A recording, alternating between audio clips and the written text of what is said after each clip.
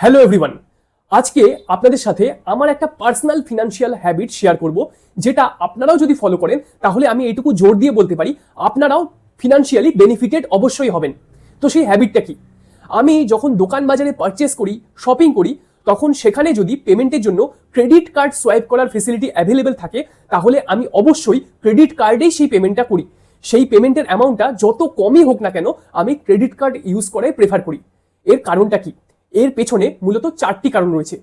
First কারণটা হলো, আমরা যখন ক্রেডিট কার্ড দিয়ে কোনো পেমেন্ট করি তখন সেই টাকাটা কিন্তু আমাদের সেভিংস ব্যাংকের অ্যাকাউন্ট থেকে ডিডাক্ট হয় না। ক্রেডিট কার্ড আমরা যখন সোয়াইপ করি তখন সেই ক্রেডিট কার্ডটা যেই ব্যাংক ইস্যু করেছে সেই ব্যাংক আমার হয়ে সেই দোকানদারকে টাকাটা দিয়ে দেয়, আর তারপর আমাকে 20 থেকে 50 দিনের একটা উইন্ডো দেয়, একটা টাইম পিরিয়ড দেয় সেই ক্রেডিট কার্ডের বিলটা পেমেন্ট করার জন্য। তো এই যে এতটা এক্সট্রা টাইম আমি পেয়ে যাচ্ছি পেমেন্ট করার জন্য, যেই টাইমে আমার এই টাকাটা যেটা আমার সেভিংস ব্যাংক থেকে ডিডাক্ট হয়ে যেতে পারতো সেটা তার জায়গায় সেভিংস অ্যাকাউন্টে থেকে ইন্টারেস্ট জেনারেট করতে পারছে, সেই এমন একটা সুবিধা, এমন একটা বেনিফিট আমরা কিন্তু ক্রেডিট কার্ড থেকে পাই। রিজন নাম্বার 2, আমি যেই ক্রেডিট কার্ডটা ইউজ করি এই পেমেন্টের জন্য সেটা হলো life time free credit card. এর মানে কি? মানে এই ক্রেডিট কার্ডটা পাওয়ার জন্য আমাকে কোনো জয়নিং ফি পে করতে হয়নি, আর এটা কন্টিনিউয়াস ইউজ করার জন্য আমাকে কোনো অ্যানুয়াল ফিও পেমেন্ট করতে হয় না।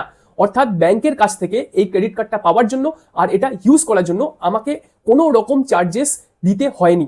তাই এরকম একটা পেমেন্ট ইনস্ট্রুমেন্ট যদি আমরা পেয়ে যাই তাহলে পরে সেটা আমরা কেন ইউজ করব না। রিজন নাম্বার 3, আমরা যখন ক্রেডিট কার্ড দিয়ে কোনো পেমেন্ট করি তখন সাধারণত সেই কার্ডে কিছু ক্যাশব্যাক বা কিছু রিওয়ার্ড পয়েন্টস ফিরে আসে। তো সেই ক্যাশব্যাক বা সেই রিওয়ার্ড পয়েন্টসগুলো আমরা বিভিন্ন জায়গায় পরে ইউজ করতে পারি।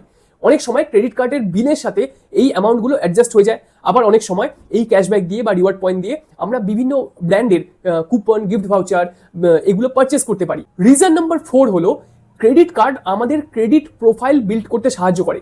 ক্রেডিট প্রোফাইল কি?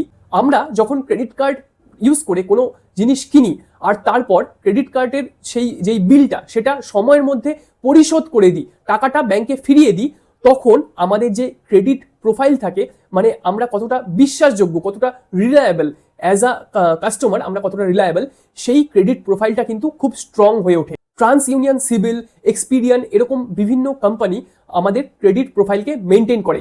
আর ব্যাংক যখন আমাদের কোনো নতুন লোন দিতে যায় বা আমাদের নামে নতুন কোনো ক্রেডিট কার্ড ইস্যু করতে যায় তখন প্রত্যেকটা ব্যাংক কিন্তু আমাদের যে ক্রেডিট স্কোর সেটাকে চেক করে। যদি আমরা ক্রেডিট কার্ড ইউজ করি আর সেটার পেমেন্ট টাইমলি করি তাহলে আমাদের একটা খুব ভালো ক্রেডিট প্রোফাইল তৈরি হয়, মেনটেন হয়, যেটা ভবিষ্যতে বিভিন্ন দিক দিয়ে আমাদেরকে সাহায্য করে।